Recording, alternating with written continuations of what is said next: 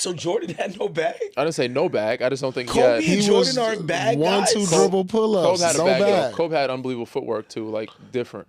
Like what's up? All right. What do we define as a bag? First of all, just handles to the shot. I think to me, Like wow, then get Not it just off. handles, but you have a plethora of moves in your bag. Yeah. The defense does this. They don't I can now know- go to this. you're not predictable. Yes.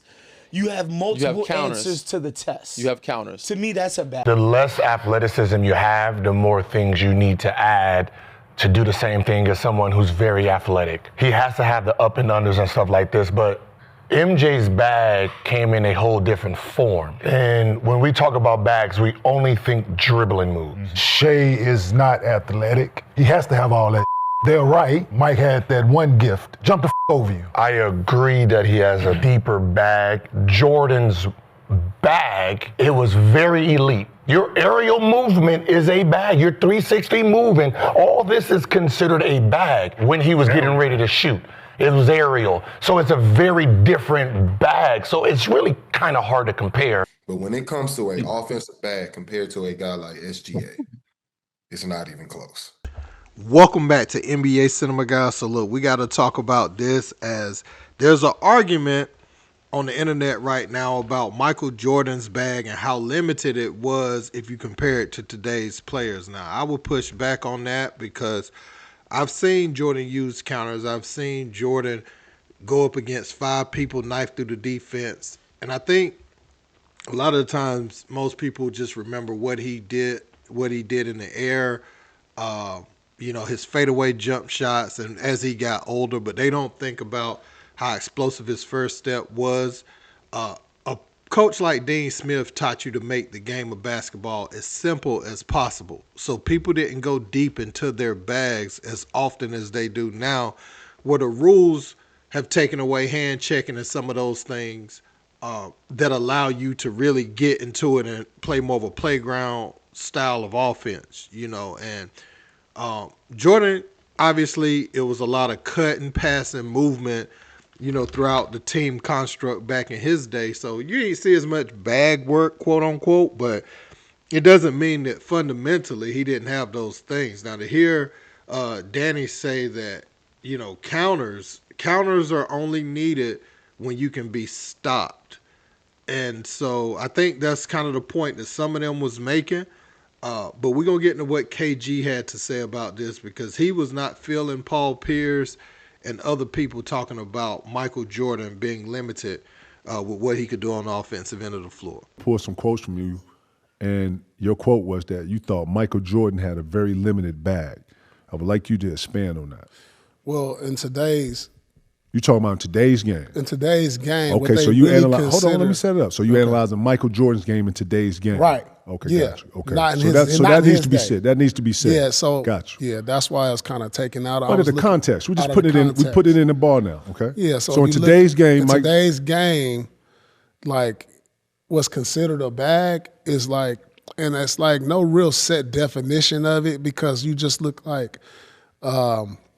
You look at guys, when you say, all right, who got a bag in the league, you instantly go to like Kyrie, James Harden. But these is guys who need multiple moves to get cracking. Like Jordan didn't need multiple moves. He just right by you. One dribble pull up, fade away. You know, for that era, that was great. Like now it's a one-on-one league to where it's like you really gotta like to get by your man on the switches and everything. Or if you're not 6'10" shooter, like Wemby, got a bag. It's crazy some of the moves he do. You know what I'm saying? And that's what it was meant. Like Jordan had a bag for his era. I was taking it into context for this era.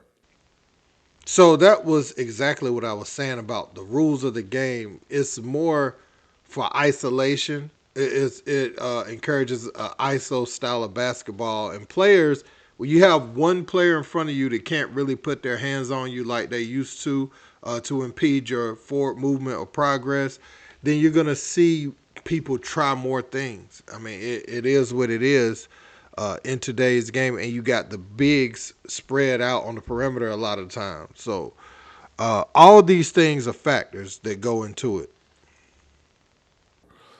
I think when you look at guys like Tracy, Vince, Ray, Iverson, Like, dog, them guys would be unstoppable in this era. You know, they didn't settle for threes. They was getting 50, 60 points with like 2 threes. And you think those guys you just named had a deeper bag than Mike? Vince, I think, had a deeper bag than Mike. Because he can do everything Mike can do. And his threes was more. We're talking about Michael Jordan, too. Yeah, right? Michael Jordan, his bag was athletic bag. Like, nobody had a better athletic bag. Like, in the air, he did too many things. So Vince Carter had more in his offensive arsenal than Michael Jordan. And his argument against Jordan's bag is it was more athletic, than Vince Carter's. So he wasn't as skilled as Vince Carter with ball handling and things like that. Wow. The definition of bag to me is having a barrage of moves to get to the cup or score the ball, period. To say Michael Jordan has a limited bag, but he was arguably the best scorer in our history is what the fuck is the definition of a bag then? And then if I'm being honest, it's like so many different ways to get this off, man. These niggas today don't even know how to score. A nigga have a move and then bring it back and remix it, and it's a bunch of that, bro. We talking about putting the ball in the bucket. That's what they call a bag, though. Bro, I'm talking about the essence of scoring the ball. Yeah. MJ, his bag was 1, 2, 3 pull up, 1 dribble pull up, getting by you dunking the ball, 3 ball, whatever the fuck, spin, post shit, however you want it, Lord. Man, y'all sound crazy on here, man. I think a bag is based around your handles. Man, what are you talking about? That's what the internet feels like it is, and that's why I wanted you to set the criteria. Listen, man, I think a bag, they say, is all based these around your niggas who handles. got a nigga and beat him, and then remix it, bring it back. To me, that's incompetence. Now you playing. That is a whole nother thing. It's like based around how people you who get know how to yours off score with the your ball, handles. score the ball. They don't play with food. Like if you can get to the cup and dunk the ball, you dunk it every time, right? So if you can, you do that. All right, cool. If he cuts you off, you can cross him over. Boom, right? A bag is being able to be in traffic and make a traffic decision, and boom, you make it right there. I faced up. Boom, he went middle. I saw him middle. I gave it. So, and then on top of it, Michael Jordan was one of the more aggressor offensive players. Oh, man, can't nobody guard that motherfucker today. Mike would grab your face if you tried to jump before him, bro. This nigga would grab your arm. Like, man, listen, man, I'm sorry. I respect every era, and I'm going to keep respecting every era. Y'all need to go back and watch some of that young Mike Jordan. Y'all need to go watch that Mike Jordan who went up against Larry Bird. You know what I'm talking about? That went up against the Pistons. And with physical play, by the way. And was downhill. And when he needed a 3, he could hit a 3. And he hit game winners. And he came back from 15 down in the 4th. And yeah, man, what? And then he was a goon. He was a real nigga. Y'all got me fucked up in here, boy. Y'all better put some respect on Mike's name. Boy, stop saying goofy shit, man. That's goofy as hell. Mike Jordan ain't got a bag, P? Man, stop, man. No, nobody said he didn't have no bag. Y'all said he had a limited bag. Because he didn't need a bag. He was so he was Definition so of bag. He was so athletic Definition and of so bag. much better that he could just one dribble pull up on you. Man. Definition of bag. I think it has something to do with like you got to take 20 dribbles and get the moves off and score. That's what this era is. I can care less about a bag. I ain't saying not having a bag ain't good. Man, you got to have a bag. If you scoring anything over 20,000, 30,000, bro, you got to have a bag. You understand? Because they going to put the best stopper on you. Did Shaq have a bag? Shaq had a bag? Shaq was one all dunks. Shaq had a jump hook, a left. Dream had a bag. Fuck out of here. Okay, that's what I'm saying. Shaq dunked the ball majority of the time, but he had a jump hook. He had a left hand. He had a motherfucker, a fadeaway. What you talking about? Dream had move. Could we establish if you're at the top of the scouting report and you're finding a way to score 25, 30 you got a bag. You got a bag? Absolutely. You got to. I don't know. Well, we got to ask this new generation. Okay. Because the new generation defines it different. The new generation. I think he got a bag, but the way they say it is like no bag. The new generation not educated. Go do y'all education first. That's why they come here. I'm doing this based off the new. This is all based off the new generation, by the way. Okay. So more context that you base it off of what the narrative is. You not spoke to so many young people, you speaking for them. No, I'm just going on what they say. Man. All right. So now that we've heard that, my take on this is even when they brought up Shaq, a lot of people would say he was bigger than everybody. He just dunked on everybody all the time. But Kevin Garnett brought up a good point. He threw jump hooks. Every point that he scored was not a dunk. You have to have footwork to position yourself. Yeah, he bulldozed his way through the paint, but you have to do it gracefully. You have to do it with footwork. Otherwise, Priest Lauderdale would have scored the same amount of points as Shaq. You know, we just talking about big players. They have to have some level of skill set, no matter what. Michael Jordan, I think the way that he scores, I mean, if you put him in today's game with how open the floor is, the way that they define the bag, they would see just how special Michael Jordan's bag truly is. You know, if it was one-on-one. I mean, I remember he was over there, was it Bird isolated over there on the corner? He put all those between the leg dribbles together and got to a spot. And that was the way you were taught to score. That's why in a lot of drills, you would see the 1-2 dribble pull-ups. In a lot of your drills in basketball practice, if you had a generous coach, they would give you 3 dribbles. But typically, you would get 2 dribbles to make something happen. So you would have to do a lot out of the triple threat. You'd be looking at the spot that you're trying to get to, and also reading what the defender is allowing, right? If they press up on you too much, if you jab step, give them a pump fake, and they jump, now you with 2 dribbles, you can get to the rim and lay the ball up from the three-point line. But if they guarding you tight, you just want to shift them a little bit, get to your spot, rise up, and pull up. And that is the thing that I think people just look over what you can do out of the triple threat. They don't look at that as a bag. But a lot of what a player is respecting and trying to jump towards, as far as, you know, if you shift them off balance, they're respecting other things that you're able to do, other offensive facets to your game, which allows you to do that. So let me rephrase this. So if Giannis is pump faking, you know, from the 3-point line, or he's pump faking, taking a deep 2, they still might sag a little bit more. Somebody like Jordan, you know, he puts that one mitt that he has with the ball in his hand up in the air, you know, people are going to jump, and then he's going to go by him. And Michael Jordan's first step when he was younger, like, it's incredible. And people forget Jordan's hands are bigger. They call Kawhi the claw now. Michael Jordan's hands is bigger than his. So I want people to let that marinate on their brain for a little bit, you know, just how simple the game was for him and the way you were taught to play. And even playing in the triangle, right? That's not a thing where you're going to see the bag. If you want to see what Michael Jordan could do as far as a bag, you could look at maybe, you know, those Doug Collins days where he was coach early on in his career. When his points per game, I think what he averaged 37 one year.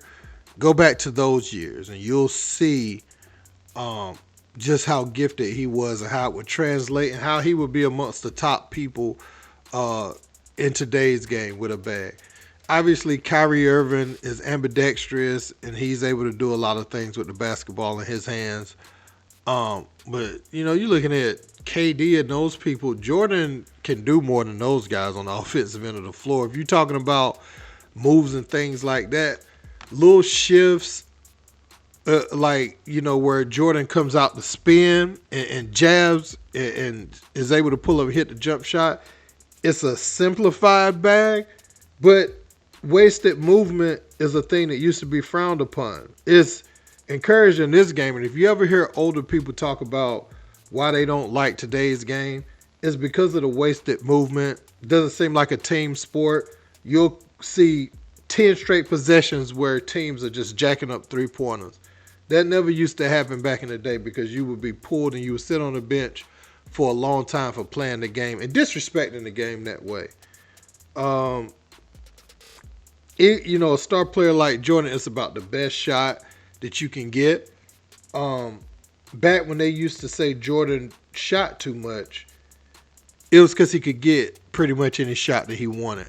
And he didn't trust his teammates. A lot of people don't remember that narrative. They just remember, you know, him winning championships and him getting praised. They say he never was criticized like LeBron James, But I remember vividly the narrative around Michael Jordan before he won was he did not trust his teammates. And if you go back and look at that time period that I'm talking about, you'll see how special he was as a solo act on the offensive end of the floor. He started trusting his teammates, still put up big numbers, still had monster games, but it was more within the confines of the team, especially when the team got better, And remember, those teams in the 90s became great, especially the ones after his first retirement. Those are the teams I feel like are nearly unbeatable by any team in NBA history.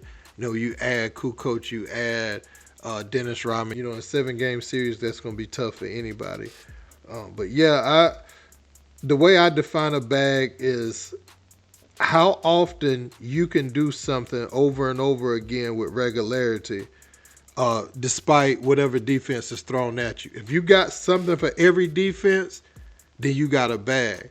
If you're just dribbling for no reason, we call that a $1 million move, 10-cent finish if you don't finish the play. And is it sustainable throughout the course of a game? I would say Shea does have a really good bag now because Shea knows how to play a 48-minute game. You got a lot of guys who will score a loud 15 points, but can you get to a quiet 30? A lot of that is to get you to put me on the free throw line, let me get 10 to 12 points from there. That requires a bag. That requires selling calls. Some may even call it flopping. Whatever you got to do, though, you got to know the rules of the game, and you would be crazy not to take advantage of the rules of the game. So I'm not knocking the new guys, but if Jordan would shoot 15, 16 free throws a game in this era, respectfully.